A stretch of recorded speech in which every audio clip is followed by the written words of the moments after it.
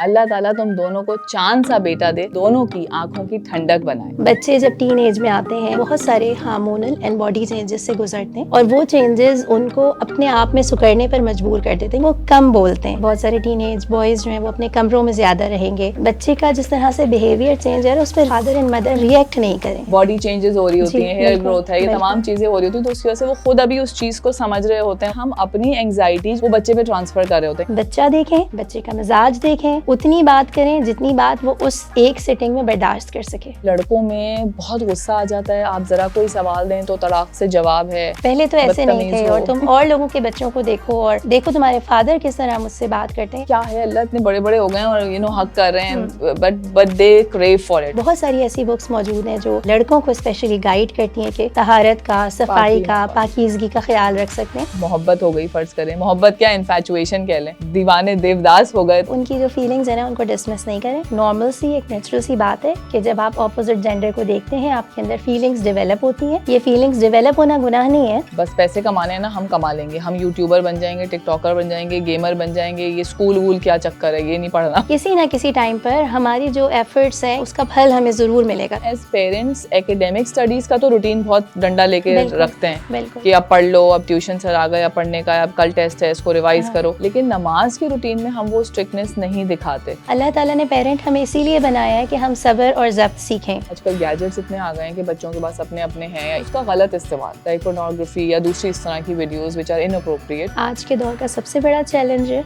Likes मिल जाएं हमें और हम बस हीरो हैं हम। ऑल्टरनेट कोई भी आप एक्टिविटीज ऐसी प्रोवाइड करेंगे तो ही वो उस जगह से हटेंगे।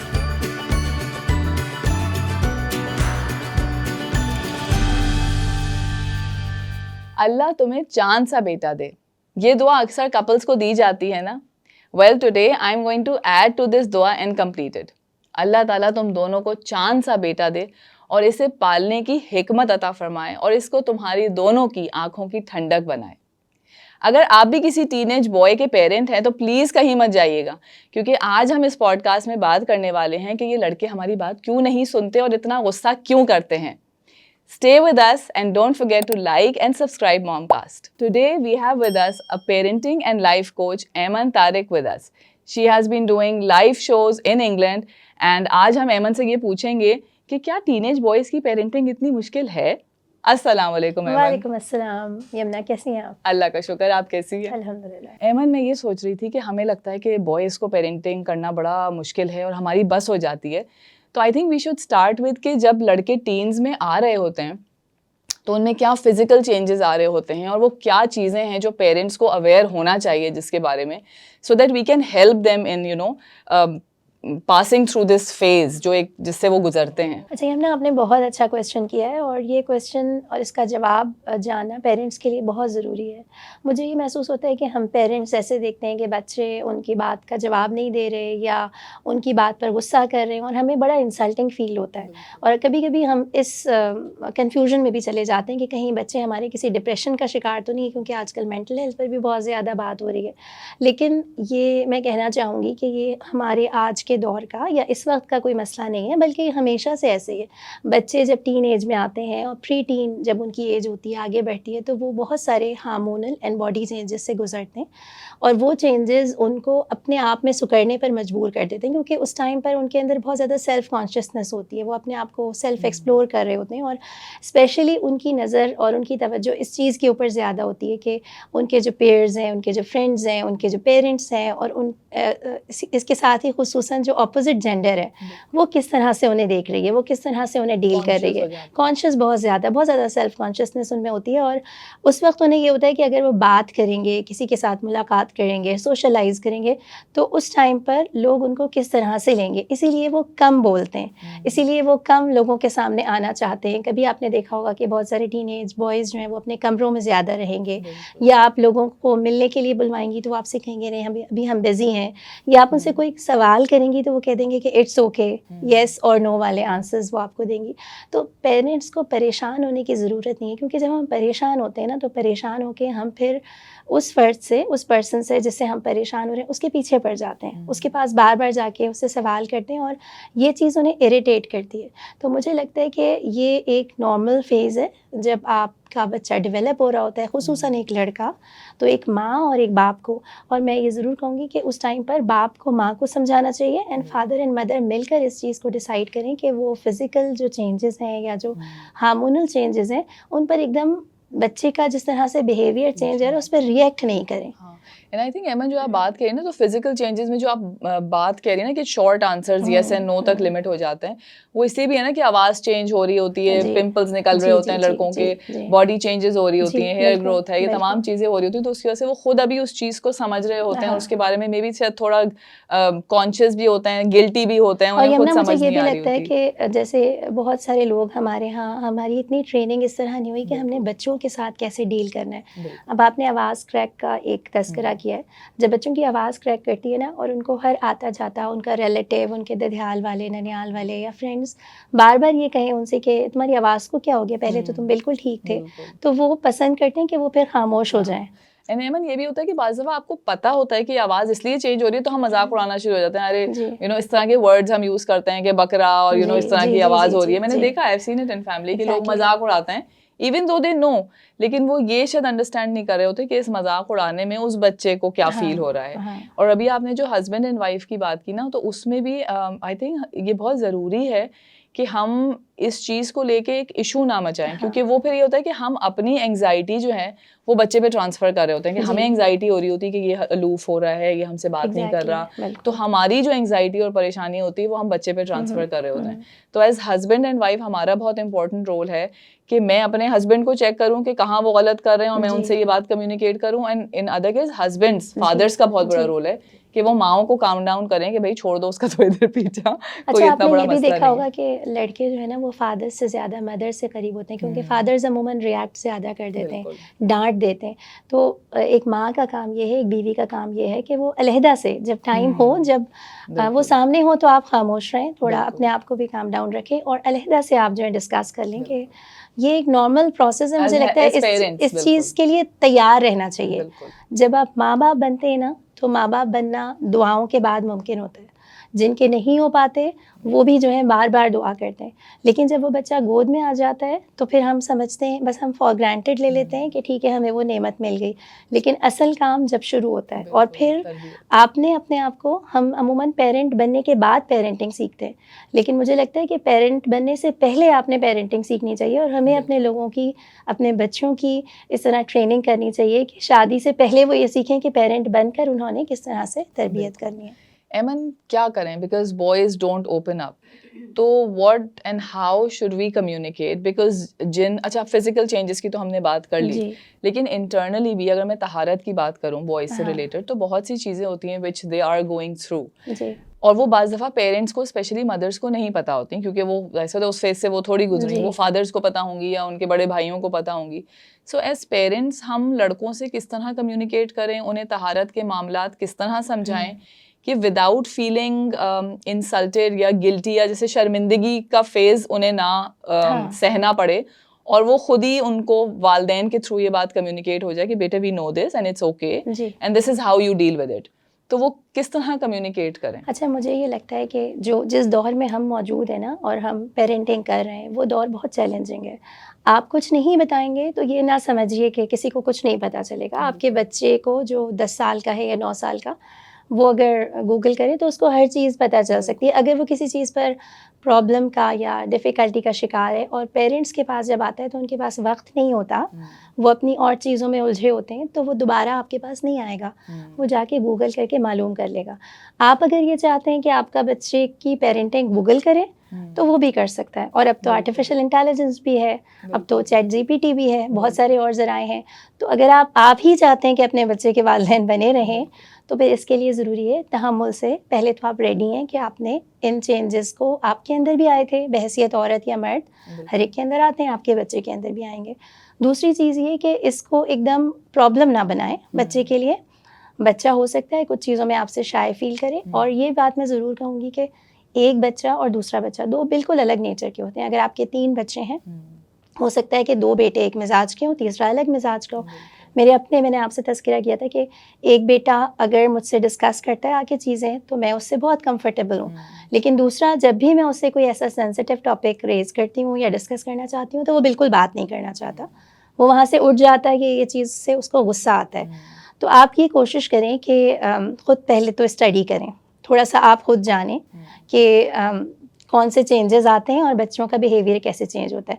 बेस्ट तो ये है कि बच्चे के फादर या बच्चे का कोई और जिनको वो हाँ, क्लोज हो, जिनसे या वो bonding क्लोज हो, उसकी। या तो उसका कोई मेंटोर ऐसा टीचर उसका हो, या उसको फॉर एग्जांपल कोई मॉस्क ऐसी हो जो उसको गाइड कर सके, या तो उधर से उसको ये हेल्प मिल रही हो, सबसे कोई बेस्ट है। हल्का में भी ऐसा हो, आप इस तरह मूव करवाएं ऐसे हल्के में भी कि जहाँ इसी एज के बॉयज हों एंड कोई ऐसे दीनी सर्कल्स होता है एग्जैक्टली ना। और आजकल तो माशाल्लाह हर चीज़ बिल्कुल। के लिए हमारे पास बहुत अपॉर्चुनिटीज़ हैं। फिर मैंने आपसे कहा बेस्ट है फादर, ठीक है, फादर ना मौजूद हो, आपको लगता है वो बात करने पर रेडी नहीं है, तो ठीक है, आपको हर सूरत बहैसियत माँ अपना काम कंप्लीट करना है। आप ये नहीं कह सकती किसी से कि फ़ादर ने नहीं किया तो इसलिए अब मैं क्या करूँ। आपने उसको बिठा के पहले खुद अपनी नॉलेज आपने, फिर उसके बाद आपने उसको बताना है, आपने उसको कहना है कि ये चीज़ शर्माने की बात नहीं है। और मैं फिर वही बात कहूँगी, बच्चा देखें, बच्चे का मिजाज देखें, उतनी बात करें जितनी बात वो उस एक सिटिंग में बर्दाश्त कर सके, ठीक है। बिल्कुल। थोड़ी सी बात करें, उसका आप देखिए रिस्पॉन्स क्या आ रहा है। उससे कहिए कि देखिए अगर आप मुझसे सुनना नहीं चाहते, आप उसको कुछ बुक्स ऐसी बाय करके दीजिए, बहुत सारी बुक्स अवेलेबल हैं। मुझे इस वक्त नाम एग्जैक्टली याद नहीं है, लेकिन बहुत सारी ऐसी बुक्स मौजूद हैं जो इस्लामिकली भी बच्चों को, लड़कों को स्पेशली गाइड करती हैं कि जो उनके प्यूबर्टी हिट करते हैं जब वो, तो किस तरह से वो अपनी तहारत का, सफाई का, पाकीज़गी का ख्याल रख सकते हैं। फिर उन्हें ये बताएं कि देखें बेटा, ये एक नॉर्मल सी, एक नेचुरल सी बात है कि जब आप ऑपोजिट जेंडर को देखते हैं आपके अंदर फीलिंग्स डेवलप होती हैं, लेकिन ये फीलिंग्स डेवलप होना गुनाह नहीं है, लेकिन अगर आपने इनको मैनेज कैसे करना है और आपने किस तरह से अपनी हेल्प करनी है, ये एक तरीका है जो आपको सीखना चाहिए। बिल्कुल, इसको कंट्रोल करना, आपको हेल्प करना, उन्हें सिखाना है, you have to help them. And इसमें खुद अवेयर होना बहुत ज़रूरी है ना, कि मदर्स पहले खुद अवेयर हो, बिकॉज अभी जो मैं जनरली देखती हूँ अपने सर्कल में, अपने फ्रेंड्स में, उसमें वाकई में फादर्स, अभी हमारा मुआशरा ऐसा है कि शायद हमारे अपने हस्बैंड्स के साथ उनके फादर्स ने कभी इस तरह बात नहीं की होगी, so for them it's tough. May be शायद हमारे लड़के जब फादर्स बने तो उनके लिए शायद ये टफ ना हो, लेकिन इवन जैसे जो हमारे हस्बैंड्स भी जिस एज ब्रैकेट में हैं, तो उनको भी थोड़ी हिचकिचाहट होती है लड़कों से बात करने में। तो as women and as mothers हमें ये चीज़ खुद संभालनी होगी कि अगर हस्बैंड को मुश्किल हो रही है तो you take him on board, and या फिर हम खुद बात करें उनसे, एंड इस तरह बात करें कि उसको शर्मिंदगी ना हो, ताकि कम्युनिकेशन बैरियर्स ख़त्म हो। अच्छा ऐमन, इसी पे अगर हम आगे जाएं लड़कों को लेके, तो लड़कों के साथ कम्युनिकेट करना बहुत मुश्किल हो जाता है, which results in a lot of problems in parenting।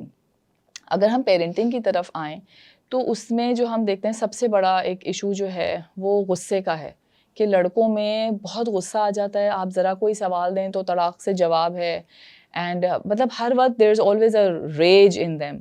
तो इसको किस तरह करें? मतलब मैं अगर अपनी बात करूं, कभी अगर मैं बात कर रही होती हूँ बेटे से या कुछ, तो वो एक नॉर्मल बात हो रही है, बट फॉर सम रीज़न कोई जुमला शायद उसको ऐसा बुरा लग जाएगा कि वो बिल्कुल गुस्से में जवाब दे देगा। तो how do we talk to them? हाँ, ये बहुत इंपॉर्टेंट बात है। अच्छा, इससे पहले मैं ये कहूँगी कि कभी कभी वो बात नहीं करते, कम बात करते हैं, तो ये चीज़ नॉर्मल है जैसे मैंने कहा, लेकिन इस चीज़ पे ज़रूर नज़र रखें कि वो बेटा, आपका लड़का जो है, वो अगर आपसे बात नहीं कर रहा, इट्स ओके, ठीक है, अपने मदर से या फादर से बात नहीं कर रहा, लेकिन अगर वो स्कूल में भी चुप रहता है, अपने कॉलेज में चुप रहता है, अपने फ्रेंड्स से बात नहीं करता, सोशलाइज नहीं करता, चुपचाप रहता है, किसी से मिलना पसंद नहीं करता, तो ये जो है वो कुछ ऐसे साइंस हैं जिनके ऊपर आपको ज़रूर गौर करना चाहिए कि नॉर्मल तो है, जो मैंने आपको कहा कि जब आपकी ग्रोथ हो रही होती है या आप टीनेज में आते हैं तो इट्स वेरी नॉर्मल, लेकिन अगर आपको कुछ एबनॉर्मल सी चीज़ें नज़र आती हैं तो आप ज़रूर नोटिस लें। फिर ये नहीं कहें कि नहीं वो तो टीनेज में जा रहा है तो ये तो कम मतलब ही ये बोलेगा। आपको आइडेंटिफाई करना जरूरी है कि क्या ये सिर्फ मेरे साथ ही ऐसा हो रहा है या ये सबके साथ हो रहा है।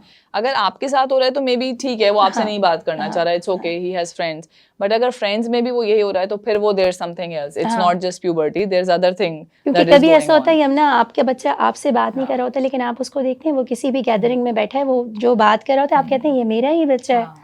तो ये वाली चीज़ है। अच्छा, इसके अलावा आपने जो बात कही है कि अग्रेसिव ज़्यादा हो जाते हैं, जब बात करो तो आपको सही तरीक़े से जवाब नहीं देते, तो देखिए यहीं पर आपका एक बहुत ही इम्पोर्टेंट रोल है अगर तो आपने उनके गुस्से के जवाब में आपने भी रिएक्शन दिया, आपने भी गुस्सा किया, तुम मुझसे ऐसे क्यों बात कर रहे हो, रिस्पेक्ट तुम्हें नहीं है, तुम पहले तो ऐसे नहीं बदतमीज थे, और हो। तुम और लोगों के बच्चों को देखो, और तुम देखो तुम्हारे फादर किस तरह मुझसे बात करते हैं, यानी आपने वो सारी जो लेक्चर आप दे दिए। देना चाहते हैं, ताने देना चाहते हैं, गुस्से में।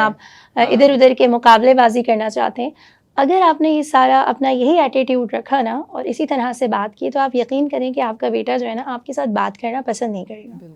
आपने क्या करना है कि आपने इस चीज़ के लिए रेडी रहना है और कि ऐसा हो सकता है, लेकिन जिस वक्त ये टाइम, इस वक्त जिस वक्त वो गुस्सा करता है या अग्रेसिव होता है, उस टाइम पर तो आप उसे जवाब ना दें, आप उस जगह से उठ जाएं, उसे ये कह दें बेटा अगर आप इस तरह बात करेंगे तो मैं आपसे बात नहीं करूँगी। लेकिन उस पर बात करने का वक्त कब है? उस बात करने का वक्त ये है कि लड़कों की पूरे दिन की रूटीन में एक ऐसा वक्त आता है या पूरे वीक में कोई टाइम ऐसा आता है, वो आपकी तरफ खुद आते हैं, वो आपके पास खुद आके बैठते हैं, वो आपसे खुद आपकी चीज़ों में इंटरेस्ट लेते हैं, आपसे पूछें ये मैं आपके लिए कर दूँ, मैं आपका कंधा दबा दूँ, मैं आपके, मेरा बेटा आता है छोटा बड़ा वाला, वो आके कहता है आज मैं आपको रात को वैज़लीन लगा दूँ, उससे पहले कुछ ऐसी चीज़ होती है जो हमारा आपस में कोई मामला ख़राब हुआ होता है, और मुझे पता होता है कि वो मुंह से सॉरी नहीं कहेगा, लेकिन वो कोई ऐसा काइंडनेस वाला एक्ट करेगा कि जिससे मेरा दिल साफ़ हो जाए।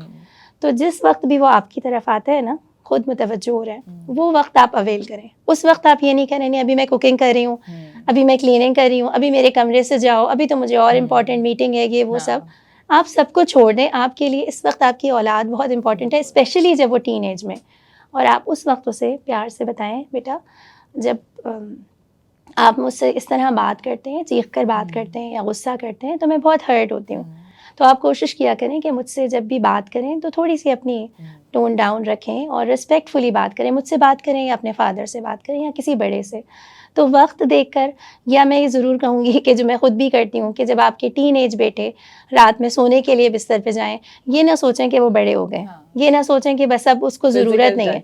वो आपको मेरा बेटा मुझे ना बार बार बुलाया करता था कि बस आप आज आके ना थोड़ी देर मेरे पास बैठ जाएं। तो काफ़ी टाइम मुझे लगा अच्छा अब तो बड़ा हो गया, अब क्या ज़रूरत है, लेकिन अब मैं दोबारा ये करने लगी हूँ, पास बैठें, माथा सहला दें, बाल में हाथ लगा लें, प्यार कर लें, ये ना सोचें कि बड़ा हो गया, बड़े नहीं होते बच्चे। बिल्कुल, और physical touch is always helpful, चाहे बच्चे कितने भी बड़े हो जाएं। मुझे भी ये बात आप जो कह रही हैं ना बड़ी देर में समझ आई, क्या है अल्लाह इतने बड़े बड़े हो गए हैं और हक कर रहे हैं, but they crave for it, और वो सही टाइम होता है उनको सही तरबियत करने का। चाहे एक और बड़ी मुझे फनी भी बात याद आई जो आप कह रही थी ना कि जब गुस्सा करते हैं तो आपने अपना पेशेंस लूज़ नहीं करना। तो मुझे ये बताएं कि पूरे दिन में कोई मेरे ख्याल से 10 दफ़ा तो गुस्से के ये बर्स्ट्स होते हैं, तो क्या 10 ही दफ़ा हमें कूल एंड काम रहना है? क्योंकि बहुत चैलेंजिंग हो जाता है कि 10 दफ़ा कोई आपको बदतमीज़ी से तड़ाक से जवाब दे और आप 10 दफ़ा ज़ब्त करके आपके बेटे मुझे आपसे बात नहीं करनी, 10th टाइम तो आप कहते हैं थप्पड़ लगेगा। मुझे ये लगता है कि जितनी ट्रेनिंग्स, जितनी अवेयरनेस आज के दौर में है कि पेरेंट्स ऐसे करें, पेरेंट्स ऐसे बिहेव करें, ऐसे रिलेशनशिप बनाएं, तो हर वक्त प्रेशर रहता है पेरेंट्स के ऊपर कि हम ही अच्छे बने, ठीक है। लेकिन पेरेंट्स इंसान हैं, पेरेंट्स वर्किंग वुमेन या वर्किंग पेरेंट्स हैं, पेरेंट्स ट्रैफिक में फंस के भी आ सकते हैं, पेरेंट्स के ऊपर बहुत सारे और प्रेशर्स होते हैं। क्योंकि देखिए सॉरी मैं बात काट रही हूँ, ट्रैफिक में ना भी फंस के आए ना, मैं घर में भी हूँ, लेकिन एक आपकी भी एक रिस्पेक्ट होती है कि like I am your parent, और मैं तुम्हें 10 दफ़ा मैंने 10 में से मैं तुम्हें 8 दफ़ा मैंने I let it go, but now आप सर पे चढ़ रहे हो ना, तो where to draw that line कि लाइक बस है, बहुत है अब ये। नहीं, ड्रॉ तो लाइन करनी पड़ती है, लेकिन आप ये बताएं कि आपने अगर उनको एक हाथ लगा दिया, ठीक है, या आपने उनको गुस्से से आपने कुछ खराब अल्फाज बोल दिए, उसका ना दुख आपको ही होगा बाद में, ठीक है। तो आप पेरेंट हैं ना, अल्लाह ताला ने पेरेंट हमें इसीलिए बनाया है कि हम सब्र और ज़ब्त सीखें, और अल्लाह ताला ने ये जो नेमत औलाद की दी है ना, इसका कोई टाइम पीरियड नहीं बताया कि इतने टाइम तक तुम्हारे पास रहेगी। जितना वक्त वो हमारे पास है ना, हमने 10 दफ़ा या 20 दफ़ा प्रैक्टिस करनी है। हाँ, मैं ये आपको कहना चाह रही थी कि कभी कभी हमसे हो जाती है, हम भी अब इमोशनल हो जाते हैं, गुस्से में हो जाते हैं, हमारे और प्रॉब्लम्स भी होते हैं। तो अगर हमसे कभी कुछ ऐसा हो जाए ना, तो उस पर अपने आप को बार बार ब्लेम करने के बजाय और लान तान करने के बजाय, एक तो अल्लाह ताला से माफ़ी मांगे, दूसरा बच्चे से भी किसी वक्त अगर आपको लगे कि आपकी गलती है, ठीक है, हाँ, ये मैं नहीं कह रही कि बच्चे की हर गलती को माफ़ करके हम हर वक्त उसी से माफ़िया मांगते हाँ, रहें, बिल्कुल। लेकिन अगर बहुत ख़राब अल्फाज बोल गए या कोई गलत रवैया अख्तियार जहाँ किया, आपको खुद गिल्ट हो बाद जी, में। जहाँ आपको गिल्ट हो, आप बच्चे से बाद में माफ़ी मांगे, पहले अल्लाह ताला से माफ़ी मांगे। आप देखिए आपके बच्चे रब्बे इश्रह ली पढ़ते हुए अपने बच्चों की तरफ जाएं, आपको लगेगा आपके बच्चों का दिल भी आपकी तरफ से नरम हो गया। हाँ, लेकिन आपके घर में अगर आपके हस्बैंड मौजूद हैं, उन्हें कुछ ऐसे रूल सेट करने चाहिए। उनका रोल हमेशा लड़कों की तरबियत में बहुत इम्पॉर्टेंट है कि वो लड़कों को अपना रोल मॉडल बनकर दिखाएं कि बीवी से, औरत से, बहन से, माँ से कैसे बात की जाती है।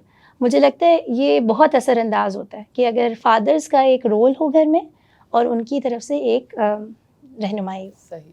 एक और बहुत बड़ी प्रॉब्लम जो हम देखते हैं टीनेज बॉयज़ में as they are growing up is पढ़ाई से दिलो-चाट कि पढ़ना नहीं है और बस पैसे कमाने हैं ना, हम कमा लेंगे, हम यूट्यूबर बन जाएँगे, टिकटॉकर बन जाएँगे, गेमर बन जाएँगे, ये स्कूल-वूल क्या चक्कर है, ये नहीं पढ़ना।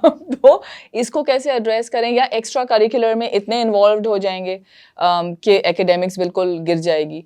तो उसको किस तरह पेरेंट्स मतलब उन्हें पढ़ाई की इम्पोर्टेंस किस तरह समझाएँ? अच्छा, मुझे लगता है एक ओवरऑल ना एक घर का माहौल होता है। और कुछ पढ़ाई अमन में दोनों दीनी तालीम जी, भी जी, और जी, जी। स्कूल स्टडीज़ दोनों की बात कर रही हूँ कि दीन कुरान पढ़ने में भी हिचकिचाते हैं, कारी साहब आ रहे हैं नहीं पढ़ना या खैर टीनेज में तो बहुत दूर मतलब कारी साहब तो नहीं वो स्टेज रहती।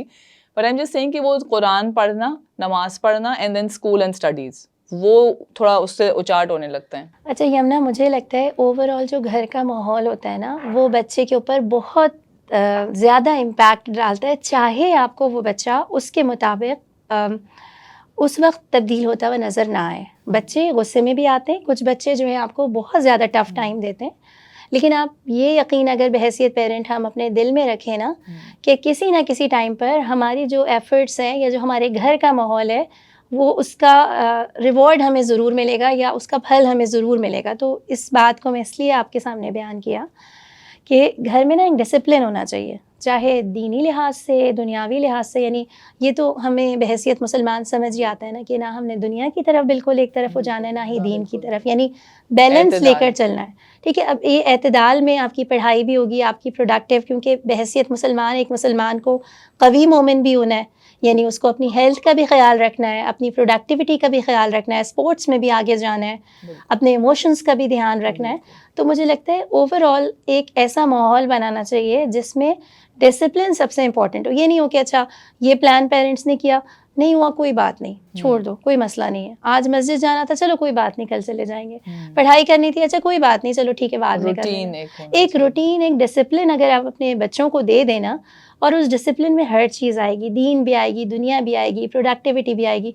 सिर्फ पढ़ाई के पीछे अगर किसी घर में ना सिर्फ ये कि पढ़ना है, ठीक है, ये ग्रेड्स लाने, क्लास में सबसे टॉप पर आना है, और इस बात पे बार बार बच्चों को झड़का जाए, बार बार उनको परेशान किया जाए, बार बार उनको कहा जाए कि नहीं तुम जो है ठीक नहीं हो, बाकी बच्चों को देखो, हर वक्त एक कंपटीशन में बच्चे को भी डाल दिया जाए, तो आप देखें आप खुद एक एक्सट्रीम पर जा रहे हैं जहाँ पर ना दीन है इर्द गिर्द, ना कोई प्रोडक्टिविटी हैबिट्स हैं। हाँ, आपकी इस बात से ना मुझे ये भी आइडिया आया कि अगर हम नमाजें जो हम पढ़वाते हैं 5 वक्त की, अगर हम उसी को एक रूटीन बना लें जी, और उन्हीं 5 नमाजों के गिर्द अगर हम एक रूटीन बनाएं तो I think that would be helpful, क्योंकि हम एज पेरेंट्स एकेडमिक स्टडीज़ का तो रूटीन बहुत डंडा लेके बिल्कुल, रखते हैं बिल्कुल। कि अब पढ़ लो, अब ट्यूशन सर आ गया पढ़ने का, अब कल टेस्ट है इसको रिवाइज हाँ, करो, लेकिन नमाज के रूटीन में हम वो स्ट्रिक्टनेस नहीं हाँ, दिखाते। हाँ। तो आई थिंक अगर नमाज के रूटीन में ही हम दूसरी चीज़ें अलाइन कर लें तो 5 आप जी, चंक्स में दिन को डिवाइड कर सकती हैं बिल्कुल। और आपका एक रूटीन बिल्कुल, बन जैसे सकता यमुना मैं है। आपको एक एग्ज़ाम्पल दूँगी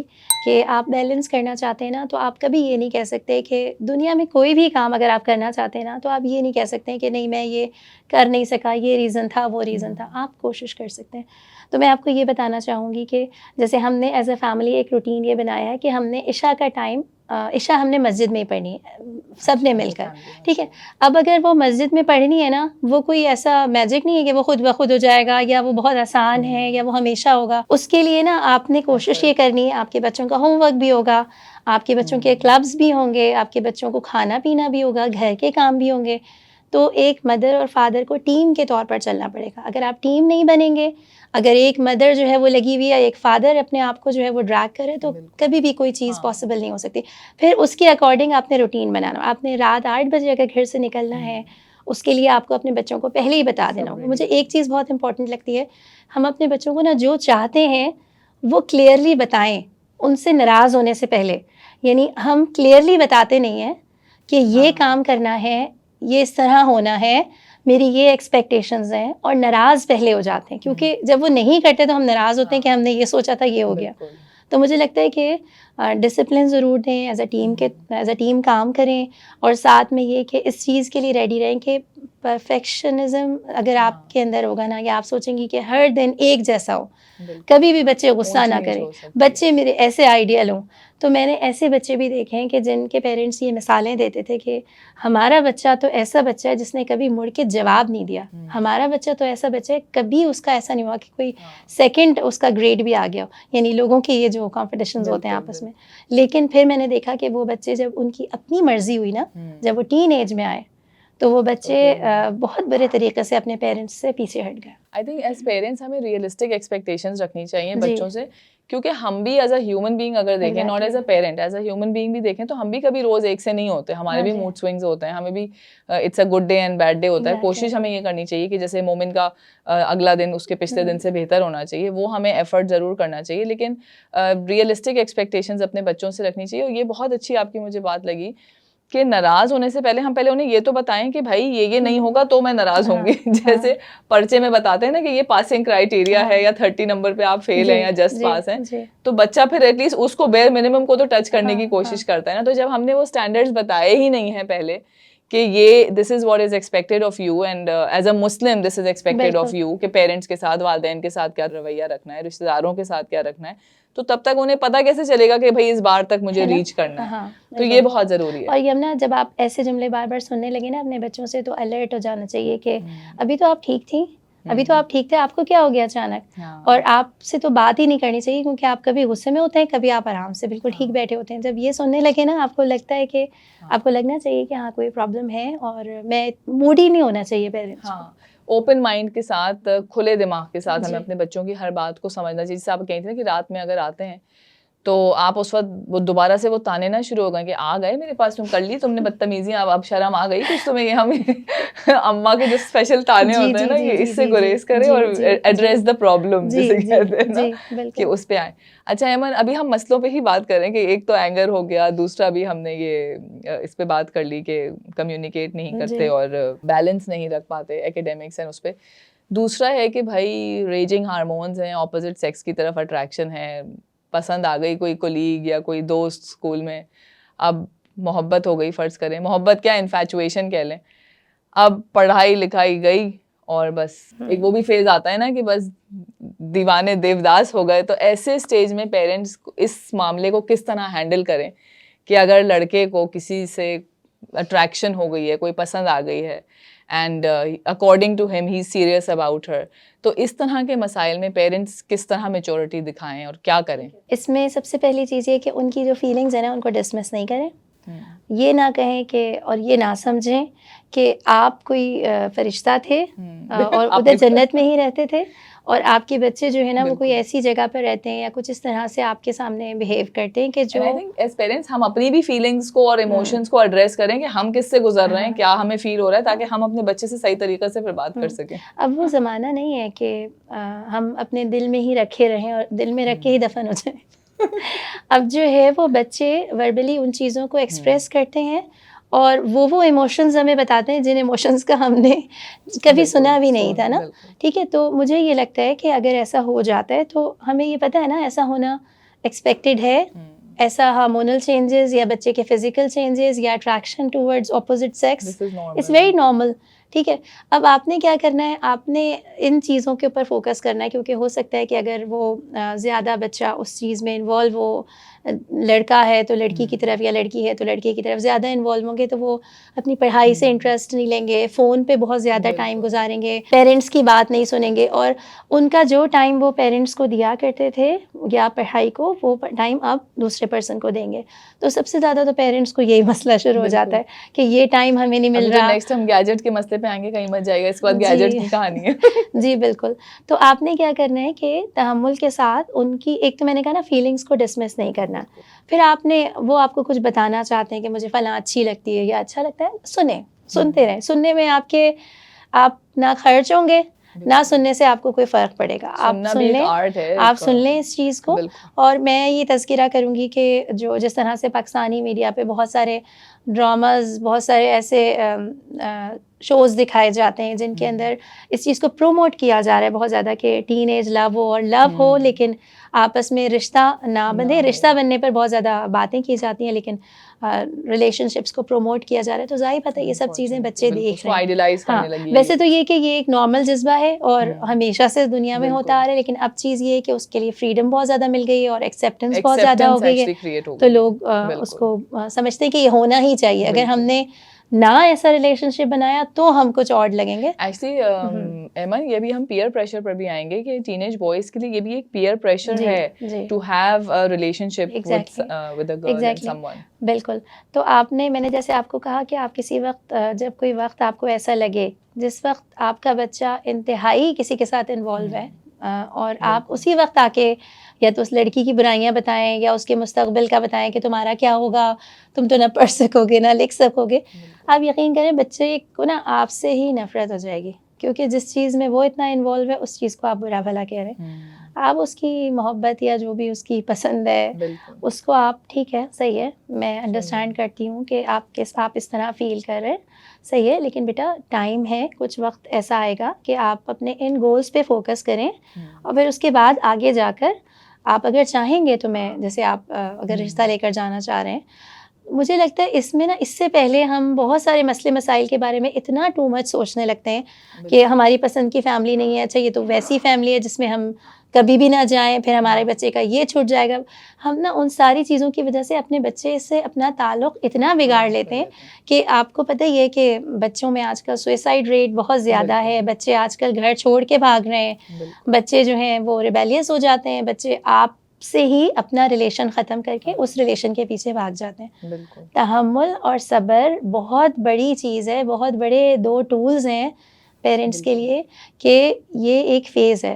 15 बच्चा बड़ा होना शुरू होगा, 15 साल, 16 साल, 17, 18, 19 साल बहुत ख़तरनाक साल बिल्कुल, है, ये ठीक है? 4-5 उन साल सालों में आपके बाल खड़े हो जाएँगे, बिल्कुल आपके साथ आपको बाल अपनी सफेद हो जाएंगे। बाल सफ़ेद हो जाएँगे। और मैं ये ज़रूर रेकमेंड करूँगी जो भी लोग सुन रहे हैं, अपनी सेल्फ़ केयर का इन सालों में बहुत ख़्याल रखें। कहीं आप ना आपके मेंटल हेल्थ इश्यूज़ ना हो जाएँ। बिल्कुल अमूमन पेरेंट्स इन चीज़ों से गुज़रते हैं। तो बस ये कि बहुत ज़्यादा रिएक्ट नहीं करें, उनसे डिस्कस कर लें, कुछ उनको गोल्स बता दें कि देखें हम ज़रूर इसकी तरफ इंटरेस्टेड होंगे, बस ये पहले कि आप उनको जो मना है ना करें, रद्द ना करें। रद्द ना करें। अच्छा एमन, एक और चीज़ जो हम देखते हैं टीन बॉयज़ में when they are growing up is के अब आजकल गैजेट्स इतने आ गए हैं कि बच्चों के पास अपने-अपने हैं, या इवन अगर पेरेंट्स मॉनिटर भी कर रहे हैं तो at some point of time ये होता है कि they have their own gadgets and उसका यूज़ इतना हो जाता है जिससे वो फैमिली से बिल्कुल कट ऑफ हो जाते हैं, और फिर उसके साथ-साथ उसका गलत इस्तेमाल लाइक पोर्नोग्राफी या दूसरी इस तरह की वीडियोज़ व्हिच आर इनअप्रोप्रिएट। तो इसके बारे में थोड़ा लेट्स टॉक अबाउट इट। अच्छा, ये आज के दौर का सबसे बड़ा चैलेंज है और इसमें ये बात पेरेंट्स को समझनी चाहिए कि सिर्फ बच्चों को रूल सिखा देने से या बच्चों को कुछ चीज़ों से रोकने के लिए उनके ऊपर सख्ती करना काफ़ी नहीं है। सबसे पहले तो पेरेंट्स को खुद रोल मॉडल बनना होगा, क्योंकि मैं बहुत सारे घरानों में देखती हूँ जहाँ बिल्कुल पर ऐसे ड्रामाज़, ऐसी वीडियोज़, ऐसे डॉक्यूमेंट्रीज़ देखे जा रही होती हैं कि जो इंतहाई इनअप्रोप्रिएट होती हैं, जो कि बच्चों के सामने फैमिली के साथ देखने वाली नहीं होती, या ऐसी वीडियोज़ आपको पता है वायरल हो जाती हैं, उनको देखा जा रहा होता है, उन पे मज़ाक, जोक्स किए जा रहे होते हैं। तो देखिए आप ना ओवरऑल आपको ना अपनी इस्लाह के ऊपर गौर करना चाहिए। अगर आप चाहते हैं कि एक ऐसी सोसाइटी बनाएँ जिसमें जो बच्चे आप दुनिया को दें, जिन बच्चों को आप एक रिस्पॉन्सिबल एडल्ट बनाएँ, उन बच्चों के अंदर जो एथिक्स हो ना वो कहीं और से नहीं आएँगी कि वो कोई आपकी तरफ जादुई तौर पर आ जाएँ, वो आपके अंदर से आएँगी, आपको देख कर आएँगी। तो पेरेंट्स खुद भी, फिर स्क्रीन टाइम की बात हो, पोर्नोग्राफी की बात हो, जितना ज़्यादा बच्चे हर वक्त स्क्रीन के साथ रहेंगे, उनका ज़्यादा से ज़्यादा टाइम जो है अपने फ़ोन्स के साथ, अपने गैजेट्स के साथ गुजरेगा, तो ऑब्वियस सी बात है ख़तरात उतने ज़्यादा बढ़ते जाएंगे। इसका मतलब ये है कि फैमिली टाइम कहीं पर कम हो रहा है। इसका मतलब ये है कि पेरेंट्स वर्किंग पेरेंट्स तो होंगे दुनिया में, अब वर्किंग पेरेंट्स ही बढ़ रहे हैं। वर्किंग मदर्स पहले नहीं होती थी, अब हर जानिब हमें वही नज़र आती हैं। तो हम ये नहीं कर सकते कि हम कहें कि हर चीज़ का ब्लेम हम इस पे रख दें कि वालिदैन के पास टाइम नहीं है। वालिदैन अगर घर में भी होते हैं ना, तो वालिदैन का वक्त कहाँ गुजर है उन्हें देखना चाहिए। मैंने बहुत सारे घरानों में ये देखा है कि वहाँ फादर्स घर आके जो हैं वो सियासी टॉक शो सुनना शुरू कर देते हैं, मदर्स जो हैं वहाँ ड्रामे देख रही हैं, या ये कि सो रही हैं, या ये कि अपनी किसी शॉपिंग के ऊपर चली गई हैं। तो जितना टाइम आपके बच्चे आपकी सुपरविज़न के बगैर गुजारेंगे, उतना ज़्यादा चांसेस इस चीज़ के बढ़ेंगे कि वो अपना टाइम किसी भी ऐसी चीज़ की तरफ गुजारें जो गलत है या सही है। उनको इस टाइम पर जब वो टीन एज में होते हैं, उनको इस चीज़ से मतलब नहीं होता कि ये चीज़ एथिकली ठीक है या गलत है। उनके इर्द-गिर्द जो कुछ हो रहा होता है, जो चीज़ उनको वक्ती तौर पर एक लज़्ज़त दे रही होती है, उस चीज़ से वो अट्रैक्ट होते हैं, ठीक है? तो पोर्नोग्राफ़ी जो है वो आज के ज़माने का बहुत बड़ा इशू है और इसका ताल्लुक़ स्क्रीन से ही है, यानी दोनों बातें साथ आ गई। इसके लिए मैं ये कहना चाहूँगी कि अगर तो आपको लगता है कोई ऐसे, आपको लगता है आपका बच्चा वक्त बहुत ज़्यादा रूम में गुजार रहा है, या आपका बच्चा आपको देखकर अपना फ़ोन या अपनी जो भी अभी वो कंप्यूटर पर है तो छुपा लेता है, स्क्रीन चेंज कर लेता है। वैसे तो ये एक बहुत ही आसान काम है, 1 मिनट में हो जाता है। लेकिन अगर आपको ऐसा लगता है कि कुछ चीज़ें आपसे छुपाने लगा है, तो आप नोटिस लें, लेकिन उसके ऊपर एकदम ना चढ़ दौड़ें। आप उसको नज़र रखते रहें, उसके बाद किसी वक्त आप उससे पूछ लें कि आप मुझे दिखाएँगे अपना फ़ोन, या जो भी कोई एक उसके साथ मिल के देख लें। मैं अपने बच्चों के साथ मिलकर जो है ना कोशिश करती हूँ कि जो वो देखें उनके साथ मिल के देखूँ। अच्छा, इसी तरह से मुझे ये लगता है कि एक तो बात ये है कि अगर आपको लगता है अर्ली साइंस हैं, आपको लगता है कि कुछ ऐसा होने वाला है, लेकिन अगर आपको लगता है कि वो एडिक्टेड हो गया इसके टुवर्ड्स, या ये कि उसके अंदर ये पोर्नोग्राफी की एडिक्शन इतनी ज़्यादा है कि वो इससे बाहर नहीं आ सकता, तो बेस्ट टाइम ये है कि आप इस टीन एज में उसको कंट्रोल कर लें और उसको गाइड कर दें टुवर्ड्स थेरेपी।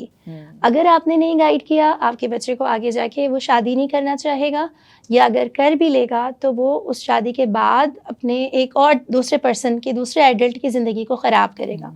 तो अब आज के ज़माने में, आज के दौर में तो ऐसे बहुत सारे थेरेपीज़ अवेलेबल हैं, पोर्नोग्राफी की है या स्क्रीन एडिक्शन की है।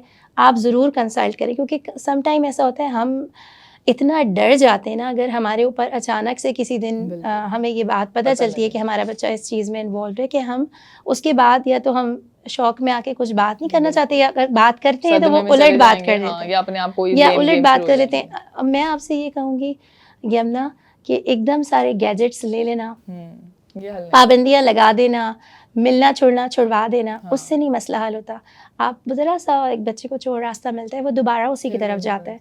तो आप कोशिश करें कि आप देखें कि वाक़ई में आप कोई सॉलिड काम क्या कर सकते हैं। एज पेरेंट्स ये वाली जो हम बातें कह रहे हैं ना, ये अचानक ग्रेजुअली नहीं होती, ये एक टाइम से हो रही होती हैं। जागते हम तब हैं जब हमें विजुअली कुछ नज़र आ जाता है ऐसा। तो एज पेरेंट्स हमें एक तो दोस्तों पे बहुत monitoring and check and balance रखना चाहिए कि बच्चे किन दोस्तों से मिल रहे हैं। आप उनकी मदर से इंगेज करें, उनके साथ आप बातचीत करें, उनको ग्रुप्स में, उस गैदरिंग में आप मूव करें मदर्स का, या अपना एक ऐसा हल्का आपका इतना स्ट्रॉन्ग होना चाहिए जहाँ आपके बच्चे इंजॉय करें, जहाँ आप सबको जानती हैं। स्कूल में भी अगर कोई फ्रेंड्स बना रहे हैं तो मदर्स एंड जो फैमिलीज हैं दे शुड मीट, ताकि यू शुड नो कि बच्चा किस तरह के लोगों में मिल रहा है। और दूसरा ये कि खुद अपने आप को अवेयर रखना, क्योंकि अब तो इतनी चीज़ें आ गई हैं गैजेट्स में कि माओ को पता ही नहीं होता कि ये चीज़ अच्छा यमुना, मैं ये कहूँगी कि बहुत सारे पेरेंट्स ये कहते हैं कि हमारा बच्चा ऐसा नहीं हो सकता। जब वो किसी से मिलते हैं अपना इम्प्रेशन बनाने के लिए, जो सुनने वाला होता है ना, उसे पता होता है कि उन्हीं का बच्चा फलां रोड पे फलां के साथ खड़ा हुआ था, या उनके बच्चे ने उन्हें घर आके बताया है कि आप देखें कि ये जो भी पर्सन है ये इन चीज़ों में इन्वॉल्व है, या ये रिलेशंस इसके हैं इतने ज़्यादा, या ड्रग्स में है, या और बहुत सारी जो बुराइयां आजकल मौजूद है। आई थिंक इस पेरेंट्स जो आप ये डिनाइल की बात कर रही है ना, ये बहुत ज़रूरी है, क्योंकि अगर हम पिछला अपना ज़माना देखें ना, तो हमारे जब मैं अपने हस्बैंड से बात करती हूँ तो वो यही बात मुझसे कहते हैं कि लाइक हमारे मोहल्ले में तो हर कोई एक दूसरे को जानता था, और हमें डर होता था कि फला अंकल मेरे अब्बू को ये बता देंगे कि मैं क्या कर रहा हूँ, या गली में सब एक दूसरे को जानते थे। And parents trusted each other कि भाई आपका बेटा वहाँ दिखा था, या आपका बेटा ये कर रहा था, तो nobody never questioned that parent कि भाई आप मेरे बेटे के बारे में क्यों बोल रहे हैं। आपकी पेरेंटिंग में ये फर्क ये आ गया है कि हम डिनाइल में हैं कि नहीं, हमारा बच्चा ऐसा नहीं कर सकता, और कोई अगर हमें बात बताता है या कोई इंटरफियर करता है या हमें करेक्ट करने की भी कोशिश करता है तो हम थोड़े डिफेंसिव हो जाते हैं एज पेरेंट्स, जिसकी वजह से आई थिंक जो हमारी एक जो कम्युनिटी बिल्डिंग वाला जो एक एलिमेंट था ना, जो तरबियत मिल के करने की कि it takes a village to raise a child वाली जो एक कॉन्सेप्ट था वो मुझे लगता है समवेयर ख़त्म होता जा रहा है। बिल्कुल, बिल्कुल यमुना, जैसे हमने हमारी जो कम्युनिटी है, आपको पता है मैं पाकिस्तान से बाहर रहती हूँ, तो हम लाइक माइंडेड जो लोग हैं उनके साथ मिलके हमने उनको ये फ्रीडम दी हुई है, हमने उनसे ये चीज़ बाकायदा डिस्कस की हुई है कि अगर हमारे बच्चों को आप बिल्कुल। किसी भी ऐसी नामुनासिब एक्टिविटी में इन्वॉल्व देखें तो आपका ये ज़रूर फ़र्ज़ है कि बिल्कुल, आप हमें बताएं और हम आपको बताएंगे। बिल्कुल। तो ये चीज़ें ना, आपकी बात बहुत इंपॉर्टेंट है कि कम्युनिटी वाला कॉन्सेप्ट जहाँ ख़त्म हुआ है, तो बस पेरेंट्स परेशान है कि बच्चों हाँ, का क्या करें, और बच्चों के बिल्कुल। लिए सिर्फ उनके पेरेंट्स ही हैं जो उन्हें हर वक्त डांटते रहते और हैं। इसमें इम्पोर्टेंट बात ये है कि बताने का अंदाज़ क्या है, क्योंकि पाकिस्तान में मे बी नहीं, आई am sure and I know कि पाकिस्तान में थोड़ा ये होता है कि वो अब किसी के बच्चे की अगर आप कोई गलत हरकत आपने देख ली है तो वो एक ताने की फॉर्म में जाएगी या वो एक ब्लेम गेम के तरह से माँ को या बाप को ताना दिया जाएगा। तो ये भी बहुत आपको ख्याल रखना है कि आपने उस पेरेंट के साथ एम्पैथाइज़ करना है कि जान के कोई भी पेरेंट नहीं चाहेगा कि उसका बच्चा इस चीज़ में बिल्कुल, पड़े। तो ये उसकी लैक ऑफ पेरेंटिंग नहीं है या वो उसकी लैक ऑफ इंटेलेक्ट नहीं है। इट्स जस्ट दैट बाज़ दफ़ा बहुत विजिलेंट पेरेंट्स भी होते हैं, हाँ, उनके बच्चे भी इन चीज़ों हाँ, से गुज़रते हैं। बिल्कुल। तो ये चीज़ हमें ना बड़ा एम्पैथेटिक होके सोचना पड़ेगा कि हम जो बात बता रहे हैं किसी को बच्चे के बारे में, तो उसके साथ उसके कॉन्फिडेंट बने, कॉन्फिडेंट जो कहते हैं ना कि उसके you share the burden with them exactly. Rather than कि आप और हमारे बर्डनाइज़ पास करें। तो यमुना वो दीन भी है ना कि बिल्कुल। हम जब भी किसी मुश्किल या मसले में फंसते हैं और बहैसियत वालिदैन हमें कुछ भी नहीं समझ आ रहा, तो हमें हज़रत यूसुफ़ अलैहिस्सलाम की एग्ज़ाम्पल नज़र आती है। यस। हमें ये नज़र आता है कि वो इतने बड़े ट्रबल में फंस के भी वापस आए। हमें नज़र आता है हज़रत नूह की मिसाल कि उन्होंने अगर 900 ईयर्स लगाए जी। होंगे तो उन्होंने अपने जो फैमिली है, अपने जो जी, चिल्ड्रन बिल्कुल। हैं, उन पर फोकस किया होगा, लेकिन फिर भी वो नहीं सुनने में आया उनका बेटा। या हमें हज़रत इब्राहीम अलैहिस्सलाम नज़र आते हैं कि उनके फादर मिसगाइडेड थे लेकिन वो इस बिल्कुल, तरफ वो आ गए। बात है। हज़रत मूसा नज़र आते हैं जो बहते बहते पहुँचे और ऐसे बिल्कुल। माहौल में बड़े हुए। तो मुझे लगता है कि हमारा दीन जो है ना, हमारे लिए सबसे बड़ी सपोर्ट है बिल्कुल, और कि अगर हम हमें फोकस जी, करें इन स्टोरीज पे तो कितना बड़ा जी, मैसेज है ना कि हम अपने आप को भी ब्लेम करना बंद कर दें। बिल्कुल, अपनी कोशिश पेरेंटिंग में आप पूरी जान लगाएं, एफर्ट करें, बिकॉज पेरेंटिंग इजी नहीं है। जैसे जी, अभी आप बात कर रही थी कि अगर हम गैजेट्स ले रहे हैं अपने बच्चों से तो फिर हमें उन्हें एंगेज करना पड़ेगा ना हाँ, एक्टिविटीज़ में। बहुत से पेरेंट्स का ये भी एक इशू होता है कि भाई अगर हम कहीं किसी और एक्टिविटीज़ में एंगेज करते हैं तो वो बड़ी कॉस्टली होती हैं, हाँ, कोई क्लब्स हैं कहीं अगर ज्वाइन करा रहे हैं, तो ये वाली बात कि उनको घर में रहकर भी टाइम देने से, घर में भी बिल्कुल। एक्टिविटीज़ फ्री में कर लेने से आपको फ़ायदा होगा और वो बच्चा आपसे एंगेज होगा। It's just a matter of role modelling कि हम अपने गैजेट साइड पे करें। बिल्कुल। तो अच्छा ये यमुना, आपने मुझसे स्क्रीन का पूछा था, तो मैं कुछ प्रैक्टिकल टिप्स दूँगी जो मैं खुद आज़माती हूँ बिल्कुल। और लोगों के काम आ जाए। हम जब बच्चे होते हैं ना छोटे, 10 साल से नीचे के बच्चे या 11 साल का भी कह लें, तो वो बच्चे ना आपकी बात सुन लेते हैं, एक्टिविटीज़ कर लेते हैं, आप जहाँ बिल्कुल। उनको ले जाएँ आपके साथ चले जाते हैं। जहाँ वो 14-15 और आगे साल में गए, तो वो एक तो वो घर से बाहर नहीं निकलना चाहते। वो आपके साथ हर जगह, हर रिलेटिव और हर फ्रेंड के यहाँ नहीं जाना चाहते। अगर उनको पहले आपके साथ घूमने-फिरने का शौक था, अब उनका ये शौक नहीं है, क्योंकि आपकी और उनकी पसंद बिल्कुल डिफरेंट हो गई है। देखिए, गैजेट्स में ये है कि आप ये कर सकते हैं कि उनको, ये तो हम कहते रहते हैं कि गैजेट्स ले लें, टाइम बना दें, यूँ कर लें। असल में ये कि आप उनको जितना ज़्यादा फ़िज़िकल एक्टिविटीज़ में, ख़ुसूसन मैं लड़कों को कहूँगी, ख़ुसूसन मैं लड़कों के फ़ादर्स से कहूँगी, बैठे ही लड़कों के लिए मतलब आज। लड़कों के लिए बैठें। और मैं बार-बार जब भी मैं कोई प्रोग्राम करवाती हूँ, मैं फ़ादर्स से पहले मुख़ातिब होती हूँ। अपने बच्चों को, अपने लड़कों को आप जितना ज़्यादा कोई अल्टरनेट एक्टिविटीज़ प्रोवाइड करेंगे और उनके पास ये मौका नहीं रहने देंगे। मेरे बच्चे जब हमारे यहाँ सर्दियों का टाइम आता है, उनके पास कोई भी और बाहर की एक्टिविटी नहीं होती, तो वो स्क्रीन ही उनका जो है ना, उनके लिए लाइफ सेवर बन जाती है। ठीक है, और मैं अंडरस्टैंड करती हूँ कि भाई अगर आप बाहर नहीं जा सकते तो चलो ठीक है, लेकिन जितना ज़्यादा फ़िज़िकल एक्टिविटीज़ आप खुली फ़ज़ा में लेकर जाएँ, आप उनको घोड़ा सवारी करवाएँ, आप उनको और डिफरेंट 10,000 किस्म की एक्टिविटीज़ भगवाएं हैं, पार्क में ले जाके। वॉक करवाएँ, रनिंग करवाएँ, आप उनको जिम जाना चाहते हैं, जिम में भेजें, जो भी वो करना चाहते हैं ना। लेकिन इस स्क्रीन से हटाने का तरीका ये नहीं है कि ज़ोर ज़बरदस्ती की जाए। हाँ, घर में कुछ रूल्स सेट हों। हमारे घर का एक बड़ा मज़े का रूल है कि हमारे घर में जितने हमारे बच्चे हैं, वो 17, 15 और 14 साल के हैं। उन बच्चों को उनके जो फ़ोन्स होते हैं वो चार्ज हमारे बेडरूम में होते हैं। उनमें से कोई अपना जो फ़ोन है ना, वो अपने साथ रख के रात में नहीं सो सकता। और उनके कमरों में गैजेट्स, उनके कमरों में नहीं है, यानी उनके रूम्स में उनको नहीं प्रोवाइडेड है। हमने डेस्कटॉप लेके दिए हुए हैं। जो इधर से उधर मूव नहीं हो सकते। तो ये कोई ऐसा आइडियल सिनेरियो नहीं है कि हर एक वही करे, लेकिन बिल्कुल। अपने मुताबिक आपके लिए आइडियल क्या है। बिल्कुल। एक फैमिली रूम है, उसमें ठीक है आपका जो दिल हाँ। चाहे करें, या आपके रूम का कोई ऐसा हिस्सा जहाँ आपको ये ना हो कि हर वक्त रूम बंद रहेगा तो मैं अपनी स्क्रीन यूज़ करूँगा, नहीं। बिल्कुल। या मैं अपने पास रखूँगा, पूरी रात यूज़ करूँगा, सुबह मैं हाँ। आँखें मलते हुए जाऊँगा, या मैं हाँ। सुबह उठूँगा ही नहीं। अमूमन टीनेजर्स के क्या प्रॉब्लम्स हैं कि वो सुबह नहीं उठते।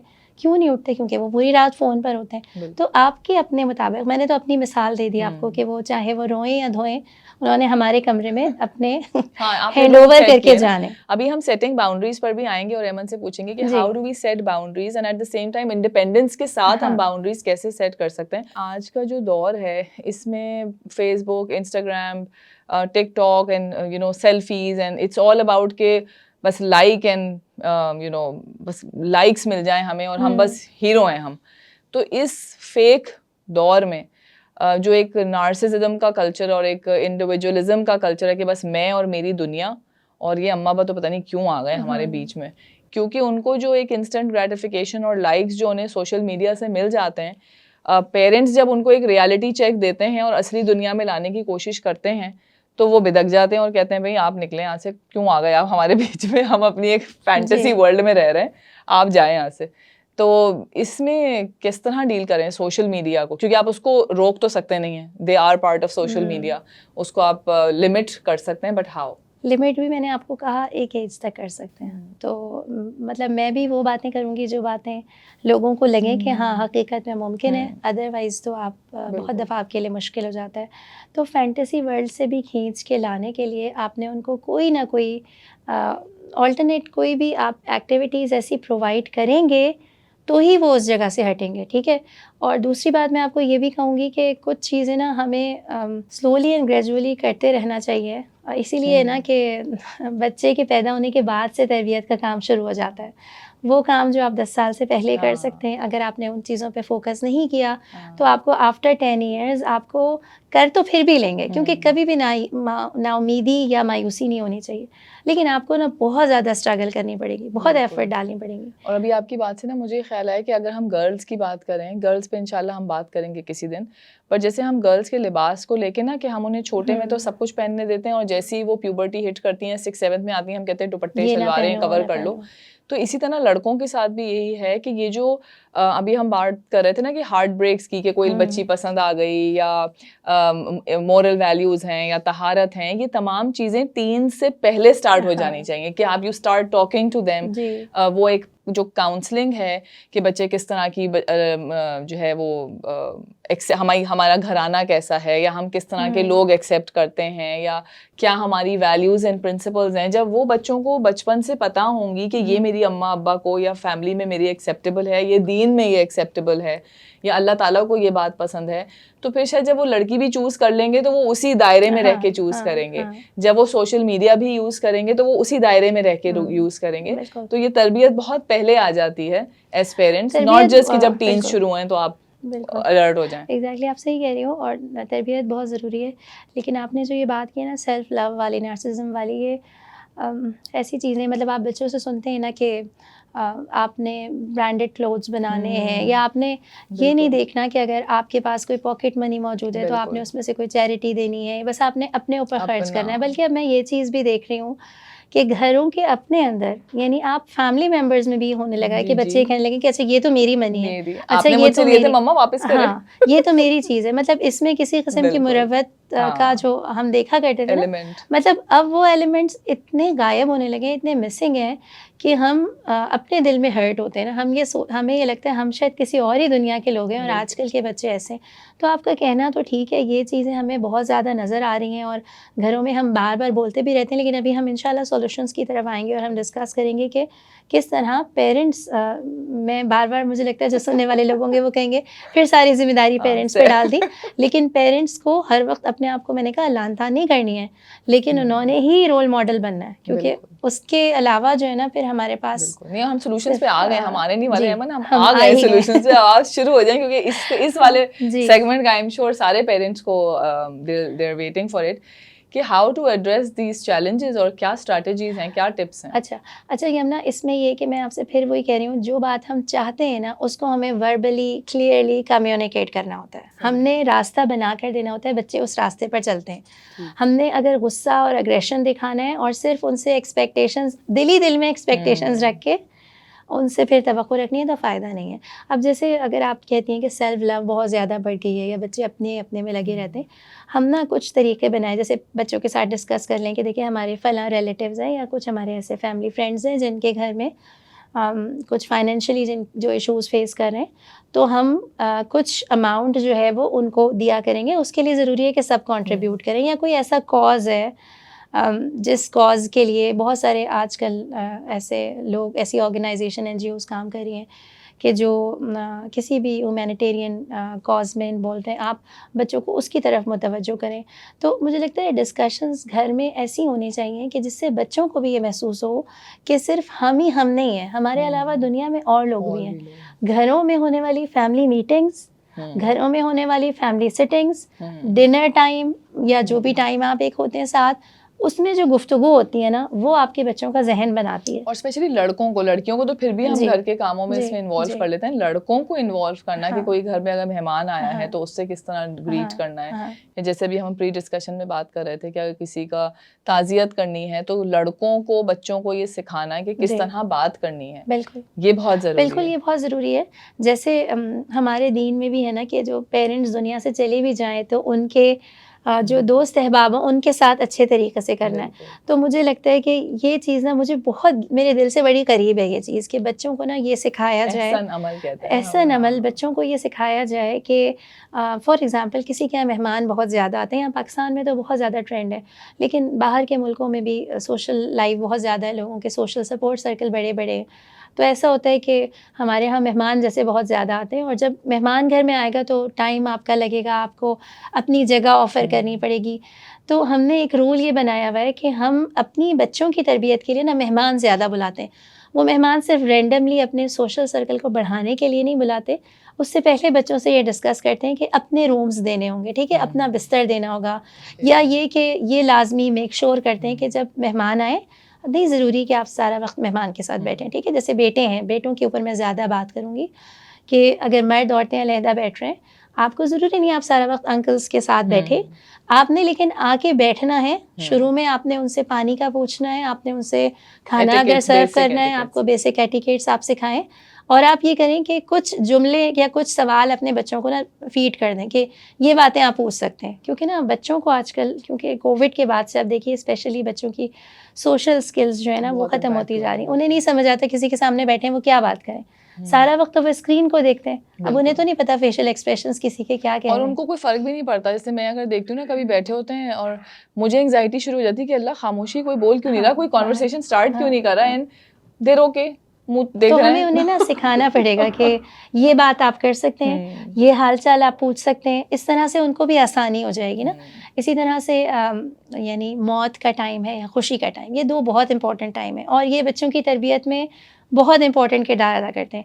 खुशी का वक़्त है किसी का, नहीं मैंने नहीं जाना, मैं क्या करूँ किसी के घर जाके, या मैं उनकी शादी में क्यों जाऊँ, अच्छा वो तो हमारे कोई रिलेटिव भी नहीं है, क्लोज़ फ्रेंड नहीं, आपने कुछ चीज़ों को मेंटेन करना है और आपने एज़ अ पेरेंट अपने बच्चों को ट्रांसफ़र करना है कि देखें बेटा, खुशी और गम के वक्त हमारे दीन में भी उनकी बहुत इंपॉर्टेंस है।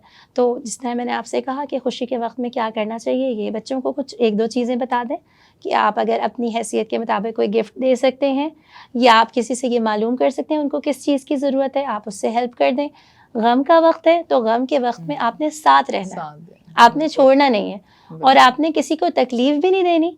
ये सिखाने की चीज़ भी बहुत ज़्यादा है, क्योंकि आजकल हमारे बच्चों में ना, मैंने वही आपसे बात कही कि वो इतने इमोशनली इंटेलिजेंट नहीं है कि या तो वो किसी को ज़रूरत से ज़्यादा तकलीफ़ दे देते हैं, और या ये खुद ज़रूरत से ज़्यादा हर्ट हो जाते हैं। तो इसलिए हमें ये सिखाना ज़रूरी है कि किसी को तकलीफ़ दिए बगैर खुशी और गमी में आपने लोगों को और सपोर्ट जो अभी करना। आप ये इमोशनल इम्बैलेंस की बात कर रही हैं ना ऐमन, इसमें ये भी है कि आज की जो जनरेशन है, if I talk about boys specifically, उनमें ना ये रिस्क टेकिंग का बड़ा एक वो है एलिमेंट, कि वो एक मैं cool dude to take risk, because वो एक डोपामाइन लेवल का जी। रश है, जो एक एड्रेनलिन जो एनर्जी हाँ है जी। कि मैं भई बड़ा कोई माचो हूँ और मैं तो रिस्क लूँगा। अभी आप जो यूट्यूब पे या टिकटॉक पे जो रील्स आती हैं, आप उसी में देख लें कि वो आग लगा के गाड़ी में कूद गए या बाइक से जंप कर रहे हैं माउंटेन बाइक पे, because it gives them that feeling कि भई मैं एग्ज़ैक्टली। भई वाह-वाह हो रही है मेरी।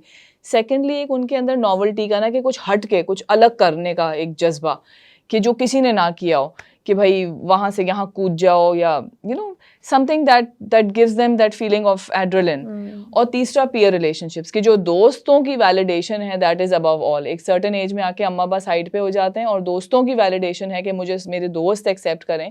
ये 3 चीज़ें जो है ना, ये बड़े इंपॉर्टेंट फैक्टर्स हैं जो वालिदैन को समझने के लिए जो है ना होश के नाखून लेने हैं कि ये चीज़ें हैं, इट्स देयर।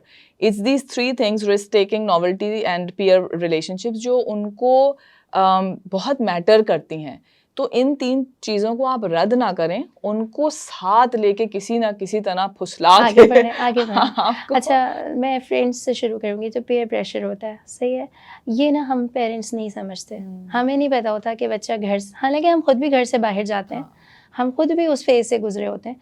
लेकिन ना ये बहुत, बहुत, बहुत इम्पोर्टेंट है, हर वक़्त ना बच्चों के दोस्तों को क्रिटिसाइज़ एक तो ना करें। दूसरा, इस चीज़ को अंडरस्टैंड करें कि घर से बाहर निकल के आपका बच्चा, आप उसको कैसे भी कपड़े पहनाते हैं, कैसे भी कपड़े वो पहनता है, जो भी खाते हैं, जो भी गाड़ियाँ हैं, आप गाड़ी है, गाड़ी नहीं है, घर ऐसा है, घर वैसा है, जो भी है। लेकिन जो घर के बाहर का माहौल है ना, ख़ुसूसन आफ्टर ये जो सोशल मीडिया है, इसके ज़रिए जो एक फ़ैंटेसी वर्ल्ड क्रिएट कर दी गई है, फिर जो इन्फ्लुएंसर्स हैं, सेलिब्रिटीज़ हैं, वो जिस तरह का अपना बिल्कुल लाइफ़स्टाइल दिखाते दिखाते हैं, हैं। जिसके अंदर कोई रियलिटी नहीं होती। नहीं हम होती, एवरी अदर डे हम सुनते हैं कि फ़लाँ ने जो है ख़ुदकशी कर ली, और बिल्कुल। वो इतना कोई फ़ेमस पर्सन फेक था, लाइफ़स्टाइल एक। फ़ेक लाइफ़स्टाइल जो है। लेकिन जब वो फ़ेक लाइफ़स्टाइल पूरे तरीके से हमारे बच्चे पे असर, वो बाद में जो किसी ने कुछ किया वो किया, लेकिन वो उससे पहले बुरे तरीके से हमारे बच्चे पर असरअंदाज हो चुका होता है। और जो स्कूल्स हैं, कॉलेजेस हैं, यूनिवर्सिटीज़ हैं, उनमें सिर्फ एक ही माहौल के तो बच्चे नहीं आते ना। आपने अपने बच्चे की तरबियत कैसे की है, आपका अपना भाई बहन अपने बच्चे की तरबियत बिल्कुल मुख्तलिफ अंदाज में करता है, ठीक है। तो जब आप अपने एक बड़े प्रोटेक्टेड इन्वायरमेंट से अपने बच्चे को बाहर निकालते हैं, तो उसके लिए हर वो चीज़ उसे बहुत ज़्यादा अट्रैक्ट करती है जो चीज़ आप नहीं कर रहे होते, जिससे आपने उसे मना किया होता है। और फिर लोग उसके ऊपर उसका मजाक उड़ाते हैं, अच्छा तुम तो बड़े ही कोई मासूम बच्चे हो, तुम तो जो है वो मम्मी बिल्कुल डैडी हो। अपनी मम्मी डैडी के पीछे पीछे ही चलते हो, या अच्छा तुम्हें ये बात पता ही नहीं है, तुमने इस चीज़ का कभी एक्सपोजर किया ही नहीं। तो ये बच्चे के लिए, स्पेशली टीनेज बच्चे के लिए, ये बहुत डैमेजिंग हो इंसल्टिंग सकता होता है, है, हाँ, बिल्कुल। बहुत इंसल्टिंग होगा। वो क्या करेगा कि वहाँ तो वो या तो चुप हो जाएगा या वो जगह छोड़ देगा। जैसे ये मैंने रियलाइज़ किया कि फ़ोन्स हैं, ठीक है। मैं इससे एग्री करती हूँ कि बच्चों को खामख़ा महंगे फ़ोन्स नहीं दिए जाएँ, या ये कि बच्चों को फ़ोन अगर नहीं है ज़रूरत तो ना दें। लेकिन उसके बावजूद भी मैंने इस बात पे गौर किया कि मैंने अपने एक बच्चे को फ़ोन बहुत देर में दिया, और वो एक ऐसे स्कूल में जाता था कि जहाँ पर ज़्यादा बच्चे जो हैं वो कैथोलिक रिलीजन से ताल्लुक़ रखने वाले थे, मुस्लिम्स कम थे। जब ब्रेक का टाइम होता था तो ब्रेक के टाइम में ऐसा होता था कि उसके पास उस वक्त वहाँ कोई फ्रेंड नहीं था। अब आप सोचें कि मैं खुद अगर किसी महफ़िल में बैठी हूँ या आप बैठी हूँ, कोई आपसे बात करने वाला ना हो, तो आजकल तो सबसे आसान फ़ोन है ना, आप फ़ोन पे नज़र जमा लें और आपकी अपनी एक सेल्फ़ रिस्पेक्ट रहती है, ठीक है। तो मुझे ये रियलाइज़ हुआ कि ये बहुत ज़्यादा चुप रहने लगा है, क्वाइट रहने लगा है, जब तक मैं इस बात तक नहीं पहुँची थी कि ब्रेक में इसके पास करने को कुछ भी नहीं होता। अगर फ्रेंड्स भी ना हो, फ़ोन भी ना हो, सब अपने-अपने लगे तो हैं। कितना मुश्किल है ना। बिल्कुल। तो उस चीज़ को वही बात है कि एम्पैथी होने समझ चाहिए, अपने आप को दूसरे के शूज़ में रख कर देखें। उसके बाद मैंने उसे फ़ोन दिया, कुछ रूल्स बताए, लेकिन ना ये चीज़ें आप पीयर प्रेशर को हम ज़रूर समझें कि इर्द-गिर्द क्या हो रहा है। Trust them and you have to trust them and at the same time वही बात है ना कि बात आप करते रहें तो आपको जो मसले होंगे वो खुद ही पता लगते रहेंगे। ऑल्सो ऐमन, ये एक बहुत बड़ी इंपॉर्टेंट बात है, अगर हम साइंटिफिक पर्सपेक्टिव से देखें तो ये बहुत ज़रूरी है पेरेंट्स को कि हमारी जो बच्चों की जो ब्रेन डेवलपमेंट है, जब हम टीन्स की बात करें तो ये जो ब्रेन का जो फ्रंटल कॉर्टेक्स होता है जो आपको रैशनल थिंकिंग सिखाता है, ये कोई 25 साल की एज तक डेवलप हो रहा होता है. And I read it and I was shocked कि एक ग्रे मैटर होता है और एक वाइट मैटर होता है, और जब आप यंग होते हैं, टीन्स आप पैदा होता है बच्चा, तो वो grey matter Aahista Aahista white matter में कन्वर्ट हो रहा होता है. और ये जब वो 25-26 साल की उम्र को पहुंचता है बच्चा, तो वो फिर कंप्लीटली पूरा डेवलप होता है. तो ये जो टीन्स हमारे अब फटाक से जो हमें जवाब देते हैं, और जो इनकी एक इमोशनल ब्रेन उनका ज्यादा इम्बैलेंस जो होता है, बिल्कुल वो यही होता है कि वो डेवलप ही नहीं हुआ होता उनका वो रैशनल थिंकिंग का पार्ट. तो एज पेरेंट्स हमें आई थिंक उनका आजकल बच्चे बड़े छोटे छोटे हैं, बच्चों को स्कूल्स में आपको पता है जो इन्फॉर्मेशन हमें अब हासिल हुई है हमारे बच्चों को, तो मेरे छोटा बेटा है वो बताता है आके कि अच्छा मेरा अमिगडाला जो है वो एक्टिव है, इसलिए मैं इस तरीके से बिहेव करूँ. तो बहुत सारे चीज़ें ऐसी हैं कि हमें जो एक बड़ा सा इंसान नज़र आ रहा है ना, हम सारा गुस्सा उसी पे उतार रहे हैं, लड़ाई भिड़ाई उससे कर रहे हैं. वो फिजिकली तो बड़ा हो गया है, लेकिन उसकी जो ब्रेन डेवलपमेंट है, उसका फ्रंटल कॉर्टेक्स अभी नहीं डेवलप हुआ. वो जो एमिगडाला है वो उसको चीख चीख के उसके इमोशंस निकल रहे हैं. सो ये तो मेरे लिए बड़ी एक शॉकिंग बात थी कि यानी कि 25 इयर्स तक इट्स स्टिल डेवलपिंग, एंड तभी वो एक रैशनल थिंकिंग नहीं आती और इमोशनल आउटबर्स्ट आप देखते हैं उसमें. तो ये एज पेरेंट्स आई थिंक हमें थोड़ी अपनी इंटेलेक्चुअल नॉलेज भी इम्प्रूव करनी पड़ेगी एज पेरेंट्स. और आपने बीच में खुद ही कहा था ना कि जो फ्रेंड्स होते हैं ना, उन फ्रेंड्स शुरू से आप ऐसी फैमिलीज के साथ अपना रिलेशन बनाएं कि जो लाइक माइंडेड हो, जिनका आप चाहते हैं कि एक पॉजिटिव इम्पैक्ट आपके बच्चों के ऊपर आए. और अपने बच्चों के दोस्त बनाने के लिए ना, दोस्तों से खाली नहीं करवाएं उनकी ज़िंदगी कि आप दोस्त ना हो, बस घर में दोस्त बनाओ, बस बहन भाइयों को दोस्त बनाओ, बस हमारे दोस्त बनो. नहीं, अपने बच्चों के दोस्त बनवाएं. और दोस्त बनवाने के लिए भी मैंने आपको फिर कहा, जिस तरह कुछ चीज़ें समझाने के लिए वर्बली आपको क्लियर गाइडलाइन देनी होगी, इसी तरह दोस्त बनाने के लिए आपका हर बच्चा अपने अंदर ये स्किल नहीं रखेगा कि वो दोस्त बना ले. उसको बताएं दोस्त कैसे बनाने, उसको बताएं ये दोस्त बन सकता है. और जब बड़े हो जाएं, जब वो अपनी मर्जी से दोस्त बनाएं, तो उनके दोस्तों को एक्सेप्ट करें, ट्रस्ट करें. You have to be there for your child कि जब वो गिरे तो यू आर देयर, कि हल्का सा आप पुश देते हैं, आपने ऊपर हावी नहीं होना, but you just have to show your presence. ऐसे ही. जज़ाकल्लाह Eman for being with us today in this podcast. Thank you very much for inviting me. हाँ, बहुत मज़ा आया, एंड आई थिंक हमें बहुत कुछ सोचने को, रिफ्लेक्ट करने को मिला एज पेरेंट्स. एंड एमन, बस आप जल्दी से अब वाइंड अप करें कि वो दो चार चीज़ें जो हमने पॉडकास्ट में सीखी, डिस्कस की, what are those things, just list down. अच्छा, मैं ये कहूँगी कि ताल्लुक बनाएं, उस पर मेहनत करें. इसी तरह सुनना, लिसनिंग जो है बहुत इंपॉर्टेंट है. लिसन करें, उस लिसन करने से पहले उनका मुंह ना बंद करवाएं. तीसरी चीज़, जिस स्क्रीन से आप और हम इतने खौफज़दा रहते हैं, उसी स्क्रीन से उनका और अपना ताल्लुक़ स्ट्रॉन्ग करें. उनको पॉजिटिव अच्छे से lovely messages, text messages, WhatsApp messages जो हैं किया करें. सुबह में आप उनको कोई ना कोई अच्छा सा मैसेज कर दें. तीसरी चीज़ ये कि जो आप उनको नसीहत करते हैं, एडवाइस देते हैं, उसको 2 वे स्ट्रीट बनाएं. यानी खुद उनको भी दें, लेकिन उनसे भी लें. किसी को जो भी चीज़ें आप समझते हैं उनसे मुताल्लिक़ हैं.